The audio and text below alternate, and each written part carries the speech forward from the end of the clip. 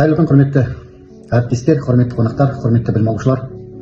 Бүгін Абай Алтынсарин атындағы жалпы білім беретін орта мектебінде физика пәнінен олимпиада өтіп жатыр. Бұл олимпиаданың негізгі мақсаты физика пәнінің мұғалімі Махамбетова Сайран Ертарынқызының атындағы олимпиада болып тұр. Сондықтан ол біз үшін ерекше, себебі бауырымыз осы Алтынсарин атындағы жалпы білім беретін орта мектебінде физика пәнінен дәріс берді. Сол уақыттарда өзінің талапшылдығымен, ізденімпаздығымен, білімге деген құштарлығымен, ғылымға деген өзінің сүйіспеншілігінің арқасында осы пәннің жетік қыр-сырын меңгере білді. Оның дәлелі қазіргі таңда талай осы өмірде қызметте жүрген өзінің шәкірттері де сонымен құнды, біз сонымен мақтанамыз.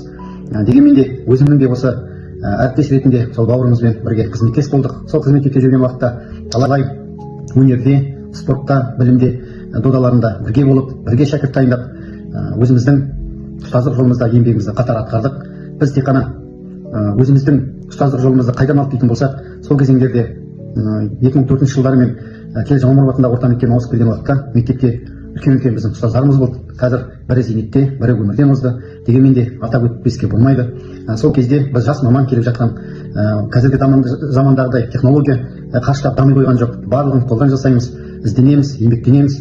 Соның арқасында біз жан-жағымыздағы осы бауырымызбен бірге әріптес болған сол кездегі үлкен апайлар, әсіресе математика жарыстану бағытындағы біздің апайларымыз, оның ішінде Күлейм апайымыз бар, Құралай апай бар, Зәре апайлар бар, Бекзада апайларымыз бар, Дән апайларымыз бар, Қаланды апайлар бар, Гүлман апайымыз бар, Балғаным апайларымыз болды, Бақберген ағай бар, Қуаныш ағайымыз, Мейрамбай ағайлар, барлығы дерлік, енді барлығын атын атап қалмай жатсам ренжі емес. Дегенмен де сол кезеңдегі үлкен ұстаздарымыз, Қабаш ағайымыз секілді барлығы бірдей біз ұстаздармен қатар еңбек еттік. Әрине біз бұл кісілерден не үйрендік? Бір апайларымыздан қаттылықты үйрендік, бір апайларымыздан биязылықты үйрендік, бір апайларымыздан, ағайларымыздан сыпайылықты, тәрбиелікті үйрендік, талапшылдықты үйрендік. Соның арқасында біз бірігіп қызмет етіп, осы білім саласында талай еңбек еттік.